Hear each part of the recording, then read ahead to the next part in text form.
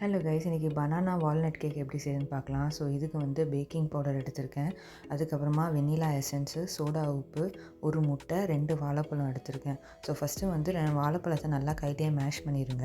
So இதுக்கப்புறம் வந்து ஒரு 1.5 கிளாஸு சுகர் எடுத்துக்கோங்க.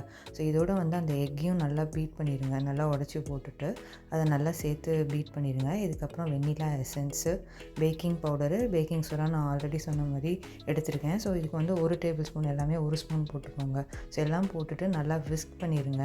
ஸோ விஸ்க் பண்ணதுக்கப்புறமா 1.5 கிளாஸ் மைதா எடுத்துக்கோங்க. ஸோ மைதா எடுத்துகிட்டு அதையும் நல்லா விஸ்க் பண்ணிவிட்டு கேக் டின்னில் போட்டுட்டு நான் வந்து பேக் பண்ணிட்டேன். ஸோ நான் வந்து 180 டிகிரி செல்சியஸ் 25 மினிட்ஸ்க்கு பேக் பண்ணியிருக்கேன். So walnut banana cake ready. Try பண்ணி பாருங்கள். தேங்க்யூ.